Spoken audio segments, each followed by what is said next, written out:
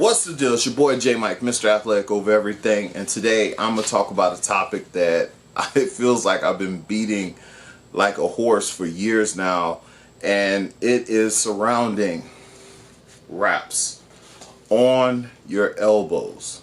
Some people are like, why are you so uptight about it? And it's not that I'm uptight about it. If you look at the past year, there have been at least 6 major injuries on one powerlifter's channel. Larry Wheels has had 6 people have weights falling on them, triceps torn off the bone, bicep pulls, all because there are people who are wearing elbow wraps and they're not strong enough to lift the weight that the elbow wrap allows them to lift. Now, I'm coming from a standpoint of, with great talent comes a lot of responsibility, right? There have been 2 influencers over the last couple years who've pushed the elbow wrapping pretty seriously, right? Simeon Panda has made his own pair of wraps that go around the elbows, and of course Larry Wheels has his. And the problem with this is that Larry Wheels doesn't need them, right? When Larry Wheels is getting ready for a competition, he's not training with those elbow wraps that you see him selling you guys. He's training the way he's going to train on the platform. You may every once in a while see him with an elbow sleeve or a knee sleeve put on his elbow. But we know if you're a true powerlifter, you typically want to train the way you're going to compete on the platform in order to get the most out of your performance, right? And what I've learned recently, and the reason why I'm making this video, is that during prep for the Arnold this past year, I had some severe bicep and elbow issues from playing tennis. I took off, I was benching 660, 650 plus 640, whatever you want to name. I did that all without elbow sleeves, no nothing, right? I did that for a year straight. I benched over 600 plus pounds 150 times in 1 year. I beat myself up. So when it came time for me to do the Arnold, I was having issues, right? So I used a wrap. Now the wrap I used, I don't want to share the wrap I use because I'm scared that it may influence other people to use it. But there's a huge difference in the wrist wrap style wrap that I used. It was more spongy, it was more flexible, and I was able to manipulate it enough to where I was able to get through workouts. Now, one of my issues with this is that people will say I'm using it because I'm having issues and I need to be able to keep training. I totally understand that, totally get it, because that's how I used it. But think about it like this. I could bench 600 pounds, right? I've benched 622 in competition. But let's say, for instance, the people who are using the wraps, instead of them benching 622 or 600 pounds, they're trying to bench 700 with them. If you're a 400 pound bencher, you wear these, now you're able to bench 440, 450, 460, and you're pushing it. And the difference between the wraps and, like, say for instance a slingshot or one of the other chest styled bench enhancers is that they're free. You slide in them, you're able to bench very similar to your actual stroke, and you have a little more support. It's more or less the weight comes down and it helps shoot up off your chest. With what these do is it more or less restricts the motion of your actual stroke, and it shortens up muscles a little bit. And one of the injuries that I've been seeing most often is injury to the tricep. The guy name is Daniel, I can't think of his last name. He's a strong bencher. All of his benches, all of his big benches, he's wearing wrist wraps as well as the elbow wraps.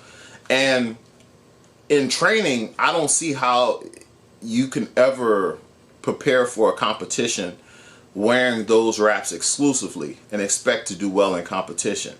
I've had people say they don't help you at all with your bench press, which is totally not true. I've seen people say they only help keep their elbows warm, which is totally not true. It's very similar to wearing knee sleeves versus wearing knee wraps.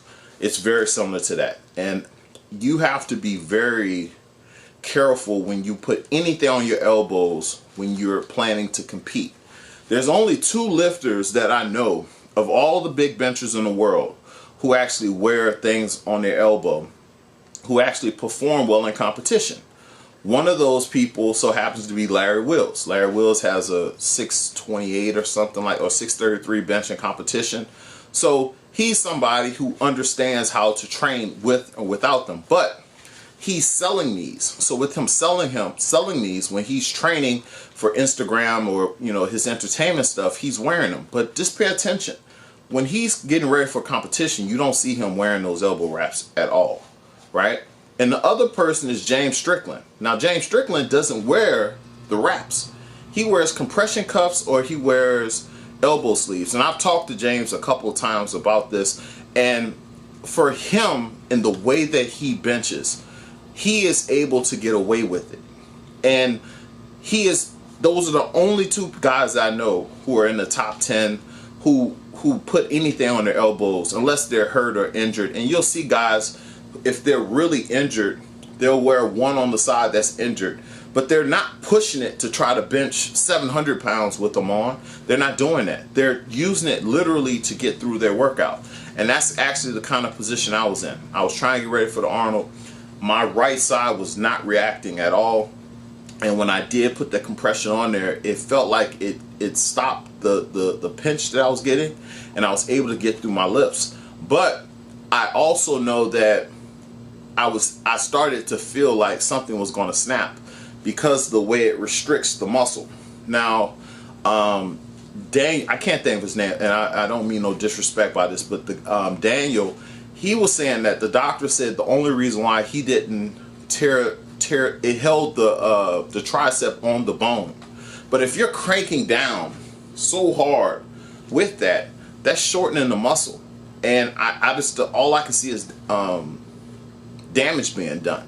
And if you watch the guys who got hurt, just look on Larry Wheels' page. It's almost like now, it's almost like a joke. Like, who's going to get hurt now training with Larry? And to be honest with you, I think that's not cool. You know what I'm saying? At some point, we have to take responsibility when you're one of those kind of guys who people look to and want to be like. You know what I'm saying?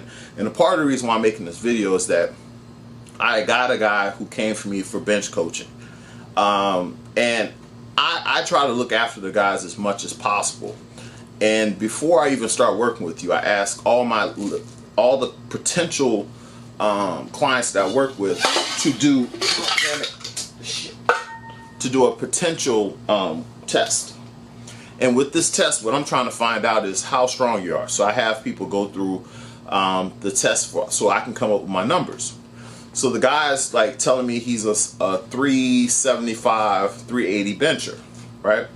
Now, for whatever reason, when he sent the video over, he didn't send his top set originally. And then I started doing the numbers. I started looking at his lifts. I'm like, he didn't have the wraps on for his top set. He had raw elbows.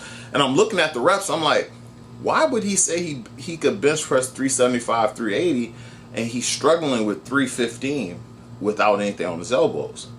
So then he finally sends the video and I see the elbow wraps. And I'm like, bro, that's not how much you lift. Like, go lift the weight without it. He couldn't do it for one. He did it for one. Couldn't do it the other 3 times that he had said that he could do it.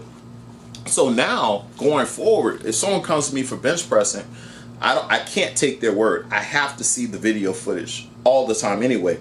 But sometimes I used to go off of building a program off of the numbers. I'll ask them like, hey, what are your maxes? Go test, blah, blah, blah. But it made it to the point where I couldn't do that because I started realizing people want the bigger number. So people were telling me, oh, I bench press 500, blah, blah, blah, blah, blah, blah. But then when you start doing their program, it's like they can't get through week 1. And the reason why they can't get through week 1 is because they were using elbow wraps, elbow sleeves, or whatever the case may be. But what I would tell you guys is leave that shit alone. Unless you're battling an injury and you need to do a spot workout to get through something so that you don't fall too far behind your training. So say for instance, like with me, I was getting ready for the Arnold. I was having issues with the volume, and putting a wrap on my right arm was allowing me to get through my work. But I was not pushing, trying to bench 700 pounds with it on. I was just trying to get through my 550 for 3, my 565 for 2, things of that nature. And what happened is I was able to go to the Arnold. I won 2 out of 3 events. I finished third in the one I didn't win. I could have finished second, and I could have benched the most weight easily, but I had a different agenda or something else planned, so I went for 600 plus.